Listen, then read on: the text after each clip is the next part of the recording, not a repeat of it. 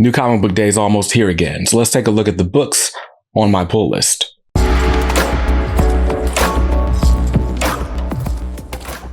Welcome back to Comics Are Dope. I'm BJ Kicks, and this is the pull list. It's my weekly video where I tell you all the books that are coming out this week, or at least the ones that are on my pull list.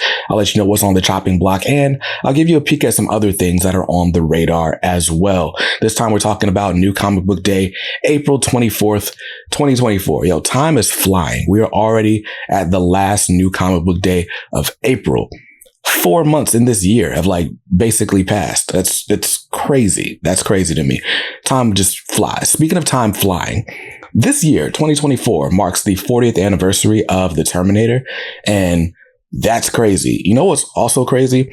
All of my core memories of The Terminator are actually not of The Terminator. It's Terminator 2, Judgment Day. So imagine my surprise when this whole anniversary was brought to my attention. And so I turn on The Terminator to find that Arnold is the bad guy in The Terminator, the first one. I don't know that I'd ever seen the first one. Guess I'm young and you guys are old because it's been 40 years since that came out and you remember it vividly. Speaking of things that you might remember vividly, Terminator in comics has been out for quite a bit. They've had Terminator comics all the way back from 1984. And we've even gotten some Terminator stuff recently, most of it being published by Dark Horse. Well, my favorite publisher this year, Dynamite Entertainment, has got the license to the Terminator just in time for this 40th anniversary. And what are they doing? Well, they are printing brand new 40th anniversary collections of the Terminator. There's a backer kit campaign going on right now where you can get 3 nicely sized volumes of Terminator comics. You can grab volume 1, volume 2, volume 3, or all 3 of them in a slipcase with nice hardcover editions. You can get the hardcovers individually without the slipcase, or you can even get the trade paperbacks if you want to go the budget route. No matter what, if you're a Terminator fan, this collects all of the best Terminator comics. So all that stuff, including Alex Ross's first published comics work. There's a lot of really cool Terminator content that you can grab in comics format. I've actually got it scrolling on the screen right now because how am I going to remember all that stuff? I wasn't even born yet. But Terminator's got to be one of the coolest sci-fi properties that there is. Come with me if you want to live and all that. Although that scene where Arnold's cutting his eyeball out in the bathroom, that makeup looks horrible. And it just makes me think yo, some of y'all were really in the movie theater watching this oh my God, it looks so real. And that's funny to me because I'm young and you're old.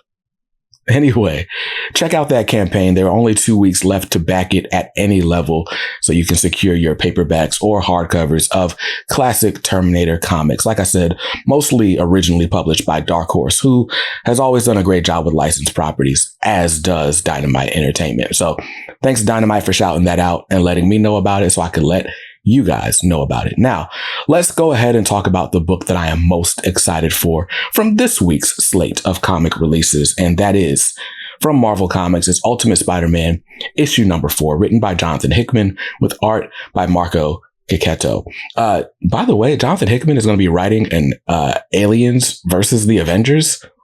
That's crazy.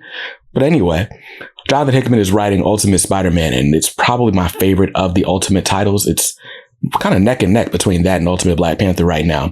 But we're seeing this grown up Peter Parker, the family man with the wife, the kids, and he doesn't get his powers until much later in life. There's a lot of other stuff that's sort of flipped about this Ultimate Universe version of Peter Parker. But man, this is the Spider-Man book we all deserve. And we finally got Peter in his classic costume in issue 3. And we got a really interesting twist between Peter Parker's Spider-Man and the Green Goblin.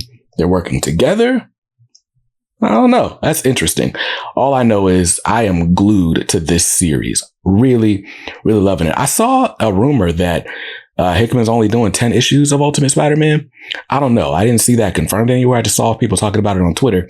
But I hope that's not the case because I'm really, really loving this title. Even if it is the case, I'm going to enjoy it for at least the next 7 issues, starting with Ultimate Spider-Man number 4. Cover price on it is $4.99, grabbing cover A. And since we're talking about Marvel Comics, let's go ahead with the rest of the list. Continuing on with The Amazing Spider-Man, issue 48. Amazing Spider-Man, written by Zeb Wells. We've had a rotating cast of artists. So issue 46 had art by Carmen Carnero, which I really liked.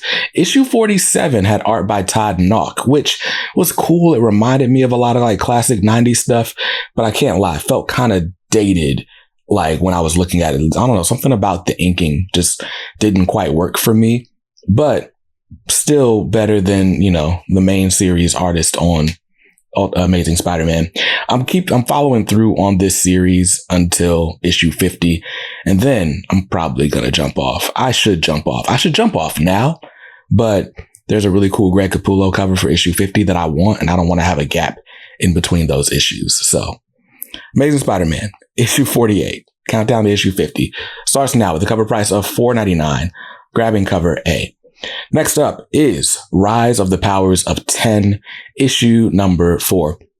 Now, Fall of the House of X, Rise of the Powers of 10, these are the two pillar series that you need to read if you want to know how the Krakoa Empire is going to fall, or at least how we're going to get to the next status quo that starts in June with the X-Men. And I can't lie, I'm still kind of down on the whole Fall of X era. I did get caught up. I've read all the way up through Rise number 3, but it's just Rise of the Powers of 10 is probably the better of the two series. Although it does sort of go over my head at points. I have to like read it slower, read it a couple times, and then I'm like, oh, this is really good. The crux of the Rise of the Powers of 10 series, much like the original Powers of 10 series, is this kind of is going through all the different lives of Moira. Right. And what we've determined is that the best way to save mutant kind, I was going to say humanity, but mutant kind, is to kill Moira before her powers develop at the age of 13. And for whatever reason, we've abandoned that plan. And so issues 4, 5, and 6 of Rise of the Powers should be really interesting in that we have no idea what the goal of it is, nor do we know how we're going to get there. So interesting stuff. Like, that's compelling.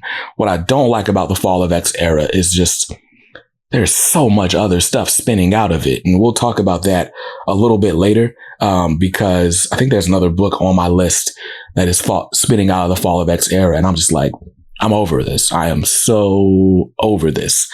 Bring on Gail Simone. Anyway, Rise of the Powers of 10, issue 4 is on my list with a cover price of $4.99. I'm not grabbing cover A. I'm actually getting the Brian Hitch connecting variant, which will go with last week's issue of Fall of the House of X. So there you go. Next up on the pull list is Wolverine, issue 48. This is part 8 of the Sabretooth War. That's going to end Ben Percy's time on Wolverine.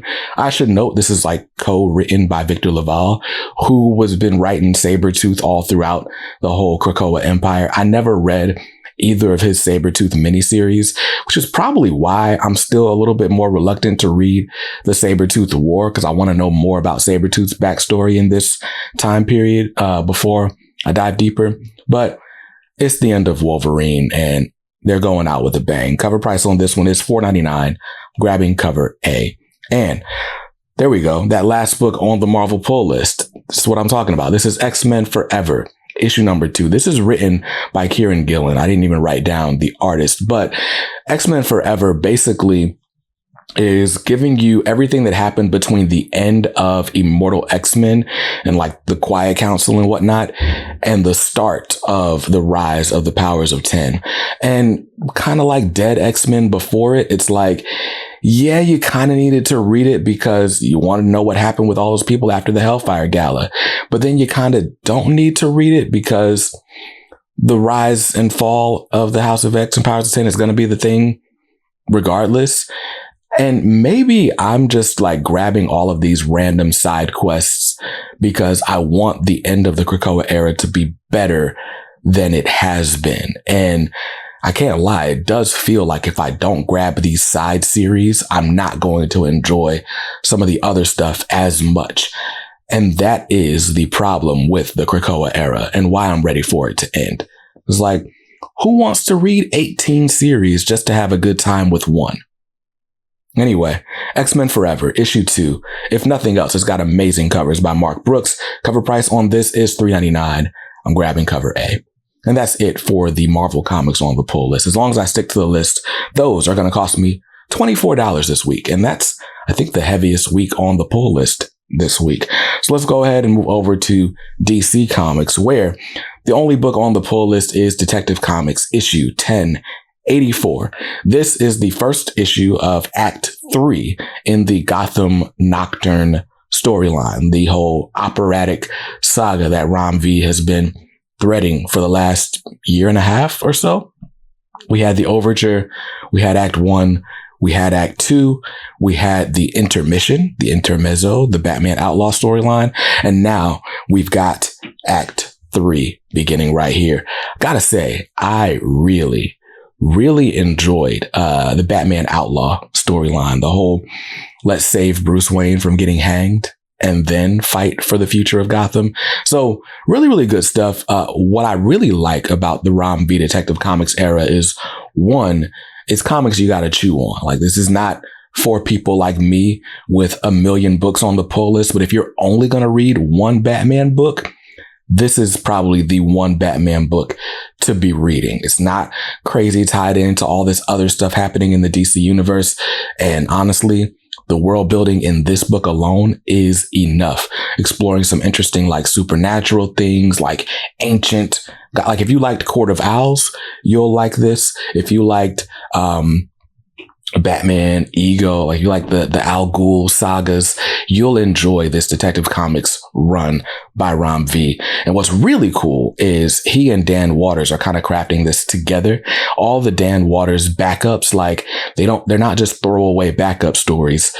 This isn't a Detective Comics review. Maybe I should make a standalone video. The point is, if you're not reading this run, you are missing out. Although I understand if you feel like you want to just read this in trade.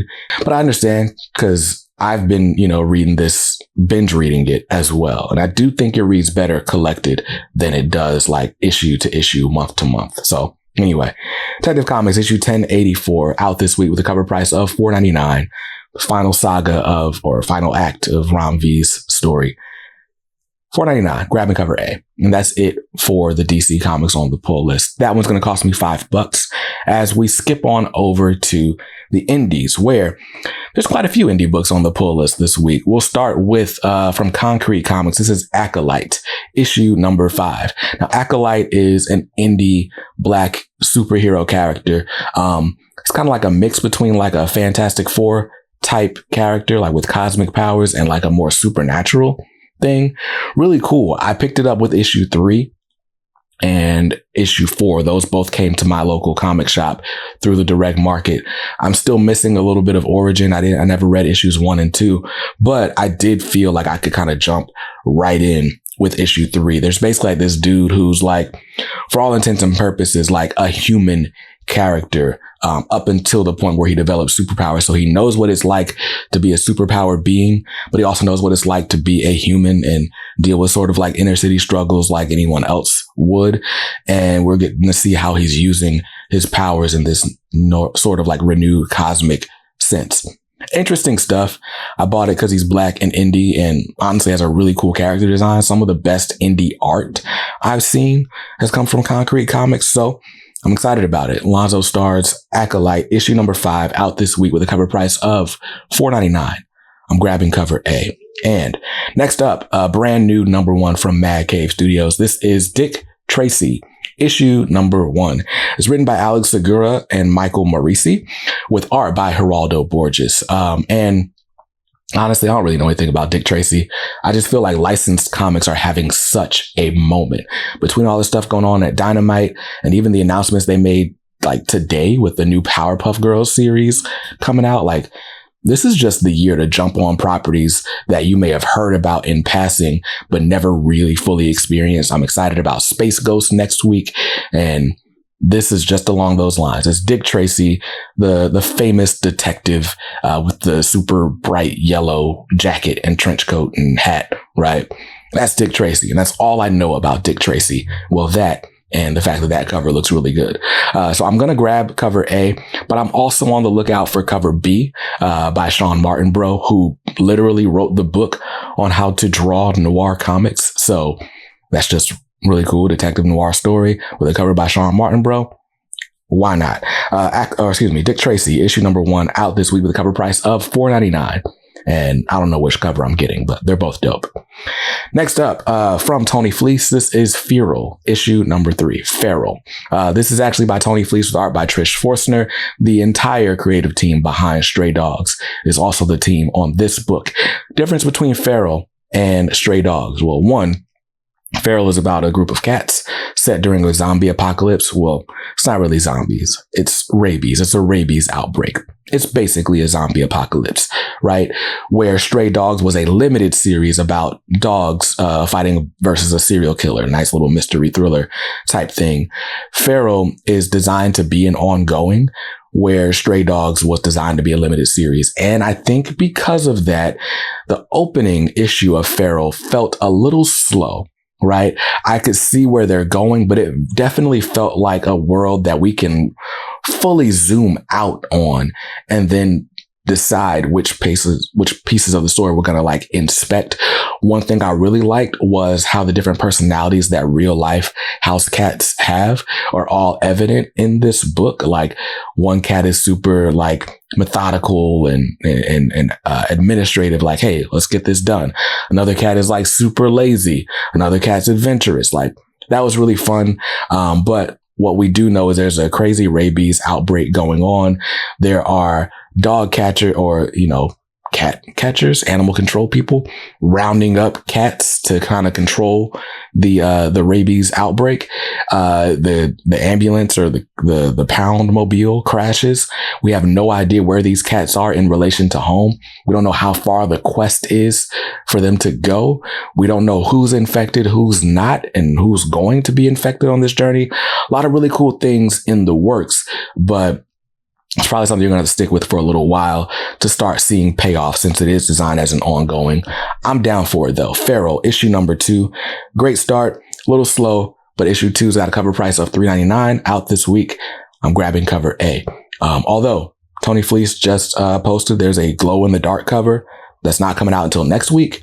And that looks really cool, but I'm probably not going to wait for next week. I'm going to grab this cover A right now while I can. And if the glow in the dark cover comes out next week, I'll probably grab that too. Next up is The Six Fingers, issue number 3. The Six Fingers. Speaking of Dan Waters, The Six Fingers is a book by Dan Waters with art. I want to say it's by Lawrence Campbell, but I might be getting that confused with The One Hand, which is the sister series written by Ram V. The Six Fingers follows this guy who has developed a mutation and for whatever reason feels like his body is being taken over and he's carrying out these killings and he's being chased down by this detective. He's actually trying to find the detective because the detective might be able to tell him more about what's going on, where it comes from, why he doesn't have control over his body. Meanwhile, the detective is trying to chase him to put him down because this was the one case that got away from him. I'm really enjoying the two very different tones of these series, even as they're telling the same story from different perspectives. But if I got to pick one of the series that I like the most, it's The Six Fingers. Cover price on it is $3.99.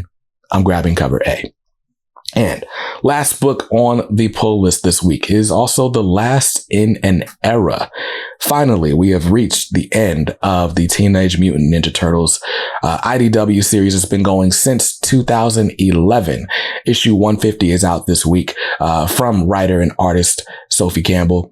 Is Sophie drawing this issue, actually? I don't know if she's drawing this issue. I would assume she's drawing this issue. It's a $10 oversized issue. I'm assuming we got a bunch of people drawing in this issue, but this is the final issue of this IDW volume of Ninja Turtles. They are going to reboot it later this year with a brand new number 1 written by Jason Aaron, and that'll be fun. I'm excited about the new era of Ninja Turtles, but this whole thing that started way back in 2011, when I first got into comics in 2019, almost 5 years ago this week, when I first got into comics, everybody's like, you got to check out Power Rangers and you got to check out Ninja Turtles. And From the 2.5 volumes of the Ninja Turtles that I've read from the beginning, it's amazing. When I jumped in at the same time that Sophie Campbell did with issue 101. That was my first issue of Ninja Turtles. And for me, this last 50 issues, I've kind of dipped in and out over the course of the last 4 or 5 years, but it's felt a little bit more slice of life than action oriented like I would like. Although, to be fair, there's a lot of like down moments over this whole saga of the Ninja Turtles. But I've been wanting more action. Armageddon game brought more action in a lot of ways, but now we've been concluding this era and wrapping up story threads, and I've completely detached because I want to experience the payoffs the way they were intended from issue 1, not from issue 101. All that to say, I'm excited about this era of TMNT ending, us getting a new jumping in point for people like me who may have lapsed, or for people like you who may not have checked it out at all. All that to say, cover price on this one is $9.99, and there's a lot of good covers to choose from. I know I'm grabbing cover B by Kevin Eastman, but there's also a Sophie Campbell variant that looks really, really good. I can't tell if it's a open order cover or if it's a ratio cover. If it's open order, then I'll probably swap out my cover A for that one and also still buy the Kevin Eastman. So now I'm spending $20 on a book that I'm not going to read anytime soon, but you only live once, right? Anyway, that's it for the indie comics on the pull list. As long as I stick to the list, those are going to cost me $28 this week for a grand total of $55. Yes, I'm already over budget, and that doesn't even include the second issue of Ninja Turtles that I'm planning to buy. And for all those reasons, there's actually nothing on the radar. It's not the fact that I can't afford to put anything on the radar, because I can't, but it's also the fact that there's not a whole lot coming out this week that I'm crazy interested in as far as new number ones. I think the publishers are saving all that new, get you excited energy for next weekend with Free Comic Book Day. So I'll be back next week with the Free Comic Book Day special preview extravaganza. Until then, stay safe, stay awesome, and read something dope today. Peace.